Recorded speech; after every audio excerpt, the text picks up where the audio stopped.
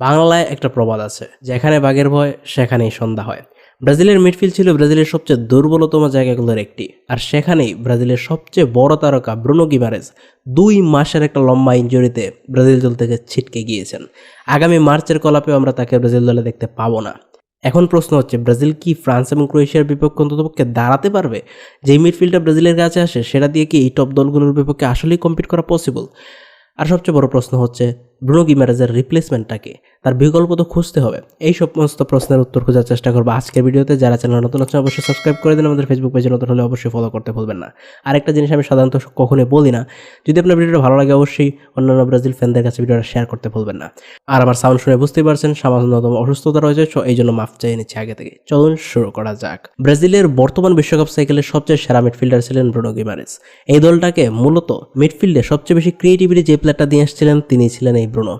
তার উপর বর্তমান সময় প্রিমিয়ার লিগে তার যে ফর্ম, একটা জিনিস ক্লিয়ারলি বলা যায়, এই বিশ্বকাপে তার সেই সেরা ফর্মটি যদি ব্রাজিল নিয়ে যেতে পারত, ব্রাজিলের মিডফিল্ডে যে সমস্যা ছিল সেই সমস্যাগুলো থেকে ব্রাজিল বের হয়ে আসতে পারত।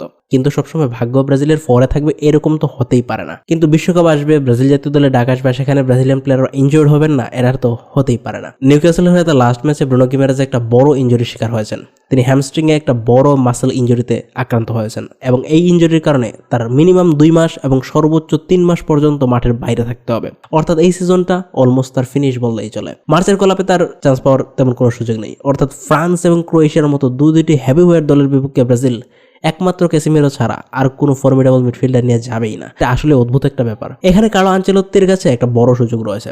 দেখুন, পৃথিবীর যত সমস্যা আছে সে প্রত্যেকটা সমস্যায় নতুন নতুন সমাধানের জন্ম দেয়। সেই ক্ষেত্রে ব্রাজিলের মিডফিল্ডের ব্রুনো গিমারেজের উপস্থিতি ব্রাজিলের বিকল্প তৈরি করতে সবচেয়ে বড় ভূমিকা রাখতে পারে। কেননা বিশ্বকাপে আবারও যদি ব্রুনো গিমারেজ বা ক্যাসিমিরো ইনজুর্ড হয়ে যান, সেই বিশ্বকাপে তো ব্রাজিল দাঁড়াতেই পারবে না। সেই ক্ষেত্রে ব্রাজিলের কাছে একটা বড় সুযোগ রয়েছে টপ 2টা দলের বিপক্ষে নিজেদের নতুন মিডফিল্ডকে তৈরি করে নেওয়ার। সেক্ষেত্রে ব্রুনো গিমারেজের বিকল্প কে হতে পারেন? প্রথমে এই জিনিসটা আমি কনফার্ম করে দিতে চাই যে ব্রুনো গিমারেজ মোস্ট প্রবাবলি বিশ্বকাপ খেলবেন। তার এই লম্বা 2-3 মাসের ইনজুরির কারণে তার ফর্মে ভাটা পড়ে কিনা সেটা দেখার বিষয়। আমার কাছে যতটুকু মনে হচ্ছে তিনি এপ্রিলের মাঝামাঝি মাঠে ফিরে যাবেন। সেই ক্ষেত্রে তিনি মেতে পানামার বিপক্ষে ব্রাজিলের যে ম্যাচ হতে চলেছে সেটা হয়তো খেলতে পারবেন। আর সেই ক্ষেত্রে ব্রাজিল বিশ্বকাপের আগে অন্ততপক্ষে 2টি ম্যাচ তিনি জাতীয় দলের হয়ে খেলে ফেলবেন। কিন্তু আমরা যারা দেখতে পাই, প্লেয়াররা যখন লম্বা ইনজুরিতে পড়েন তাদের ফর্মে বিশাল ভাটা দেখা যায়। ব্রুনো গিমারেজের ক্ষেত্রে যদি সেই জিনিসটা হয়, সেক্ষেত্রে ব্রাজিলের কিন্তু বিশ্বকাপের আশা অনেকটা ছেড়েই দিতে হবে। ব্রুনো গিমারেজের রিপ্লেসমেন্ট এই মুহূর্তে ব্রাজিল দলে নেই। তবে ব্রাজিলকে ফিউচারও তো এই নিয়ে চিন্তা করতে হবে, ব্রাজিলকে বিশ্বকাপে মানসম্মত ব্যাকআপ তৈরি করতে হবে। সেক্ষেত্রে সবচেয়ে বড় সমাধান কি হতে পারে? দেখুন, চেলসির হয়ে দুর্দান্ত ফর্মে আছে আন্দ্রে সান্তোস। ব্রুনো গিমারেজের লাইট ফর লাইট চেঞ্জ না, দুজনের খেলা স্টাইলে সামান্যতম ডিফারেন্স রয়েছে এবং আন্দ্রে সান্তোস মোটামুটি একটু অ্যাটাকিং টাইপের প্লেয়ার। তার ডিফেন্সিভ অ্যাবিলিটি খুবই ভালো, বল খুব ভালো স্ন্যাচ করতে পারে এবং বল ডিস্ট্রিবিউশনে খুবই ভালো। কিন্তু ব্রুনো গিমারেজের সাথে সম্পূর্ণরূপে কিন্তু তার প্রোফাইলটা ম্যাচ করে না।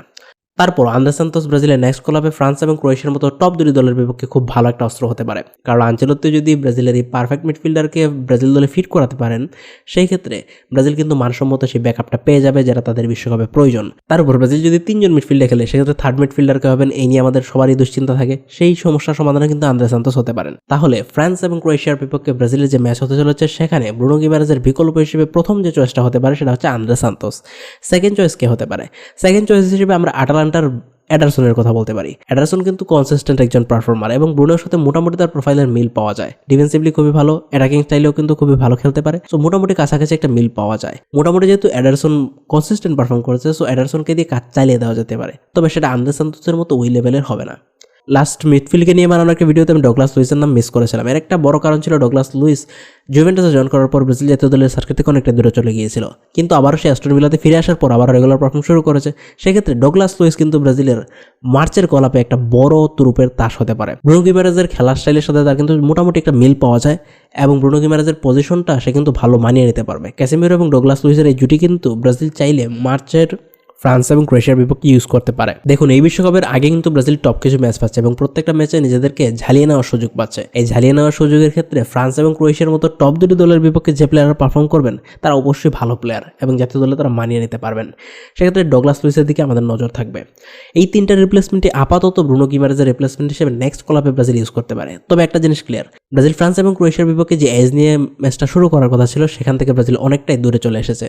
ব্রাজিল ব্রুনো গিমারেজ ছাড়া অনেকটাই দুর্বল। ব্রাজিলের মিডফিল্ড ব্রুনো গিমারেজের অভাবটাকে পূরণ করার মতো এতটাও ক্যাপেবল না। কার্লো আনচেলত্তির আসলে ভাগ্যটা খারাপ, তিনি এখন পর্যন্ত পরিপূর্ণ একটা কলাপ পাননি। প্রতিটা কলাপে কোনো না কোনো এমন প্লেয়ার ইনজোর্ড হন যাদের উপর ব্রাজিলের অনেক বড় ভরসা থাকে। দেখা যাক শেষ পর্যন্ত ব্রুনো গিমারেজের বিকল্প হিসেবে মার্চের কলাপে কার্লো আনচেলত্তি কাকে ইউজ করেন। আমার কাছে মনে হয় ব্রাজিলের সবচেয়ে বাজে সংবাদগুলোর একটা হচ্ছে এই ব্রুনো গিমারেজ।